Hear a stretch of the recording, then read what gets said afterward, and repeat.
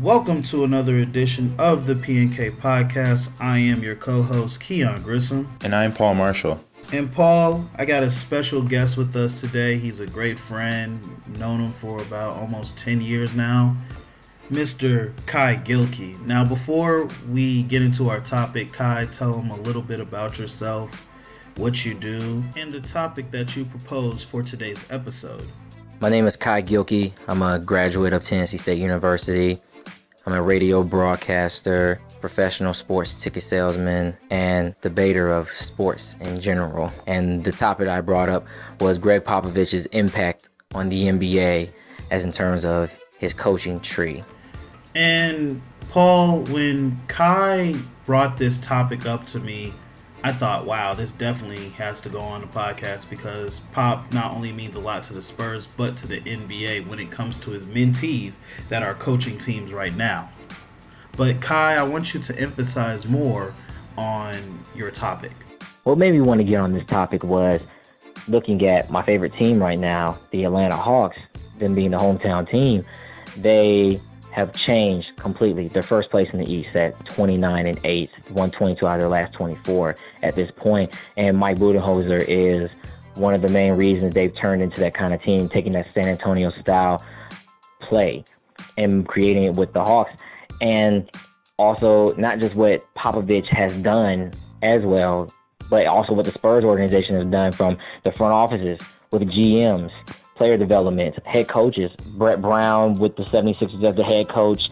You have Mike Budenholzer in Atlanta, Jacques Vaughn with the Magic, Monty Williams in New Orleans. These guys all come from the coaching tree, and at some point, Becky Hammon might also be there with being the first female assistant coach in the NBA. And you can definitely see how they have created and implemented different careers of changing cultures in different organizations as well. And so that's what the impact I've seen from not just Popovich, but also the Spurs organization as well. I want to get to the Atlanta Hawks, and I'm going to let you talk about them, Kai, since that's your favorite team, as well as I want to talk about them because I love the success that they have. But I think you forgot one big coach, and that's Steve Kerr of the Golden State Warriors. He also has a little bit of Pop style in him, even though he was just a player with Pops. But you see that coaching style within the Golden State Warriors, which I think Steve Kerr has learned as a player for the Spurs. He even won a ring with the Spurs. You got your stars of Steph and Klay Thompson when it comes to the Golden State Warriors, but you also get a lot of effectiveness when it comes to Draymond Green, Harrison Barnes, David Lee, Barbosa off the bench, Maurice Spates off the bench, and even Festus Ezeli off the bench. They put in a lot of offensive work, defensive work. They have a split game, a perimeter in-post game. It's great to see that teamwork basketball go around, especially with the Golden State Warriors, because that's bringing up their success. And Steve Kerr came in and was skeptical because you wondered why Mark Jackson lost his job after a successful season. And Steve Kerr comes in and says, I got you, Mark, and does his plays, and they work well around that. It's amazing seeing Pops in the NBA and how he does affect.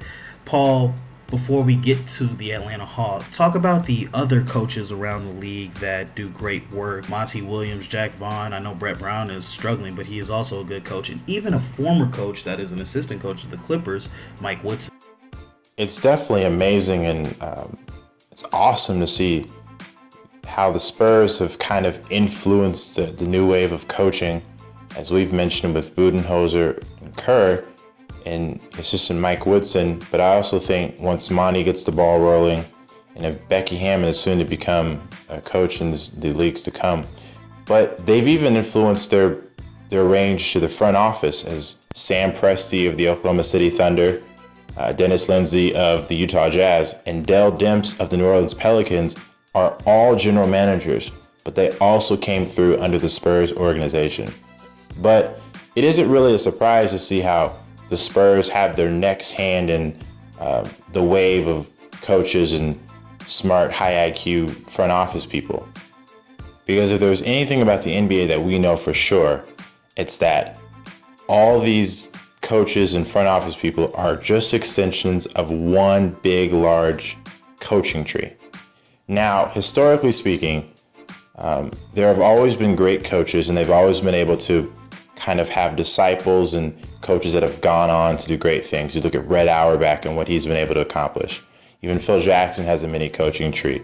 Pat Riley. But one of the biggest coaching trees is actually created by the man himself, Dr. James Naismith. Now, here's a little fun rundown. So, James Naismith, the founder of basketball, his disciple was Phog Allen. Now, Phog Allen was able to spawn off at least two, for sure, of the greatest college coaches of all time, Dean Smith and Adolph Rupp. Now, under Dean Smith, you had Larry Brown. Larry Brown were going to have success in both the NCAA and the NBA. But you know what's interesting? Two people who are very integral parts of the Spurs organization, Greg Popovich and R.C. Buford, served under Larry Brown. So it's no surprise at all that Pop and R.C. Buford have gone on and made little old San Antonio a dynasty in the NBA. In fact, I think San Antonio is going to be the stopping ground for anybody who really wants to get a hand at some next level basketball. It's the matter of just being around the facility, immersing yourself in the culture.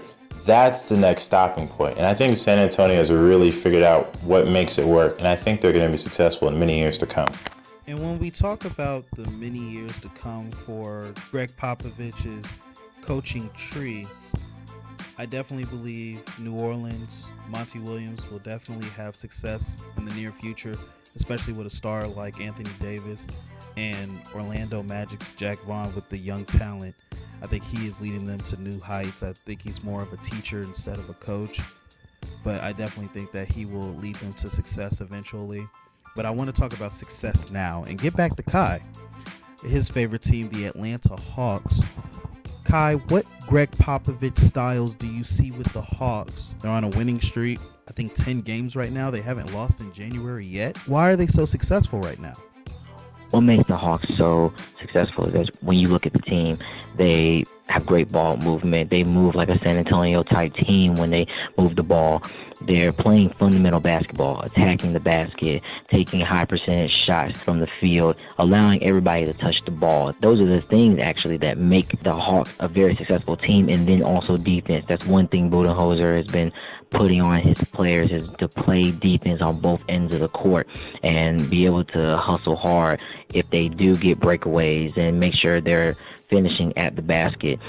One thing that I would say from Popovich's style is that they use an international model. So guys like Dennis Schroeder, Mike Muscala, who plays some international playing time, and also having Peril and Teach come over and being able to integrate those different styles of European play into their team.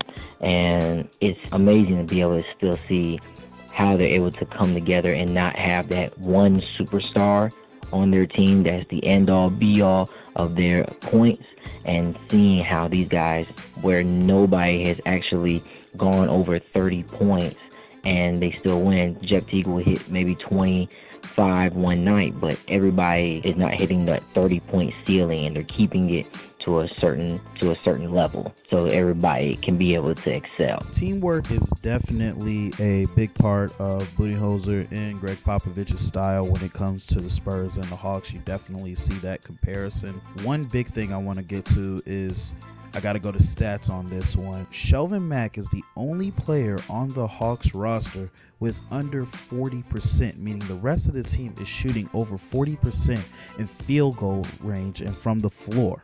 When you hear those numbers, I bet you're wondering, how are they getting over 40% field goal from the field? And I'm going to tell you why. As soon as they run a play, no player holds the ball more than 5 seconds in their hand. It's either a pass and then they screen, a pass and they shoot, or they just continue with the ball movement, which gives them a great shot in the post from mid-range and get a great three.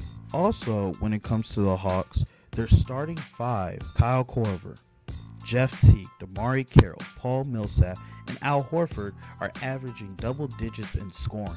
So with that, none of them are averaging more than 20 points.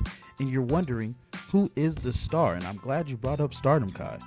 because overall, if I had to choose a star, it would be Kyle Korver. Why?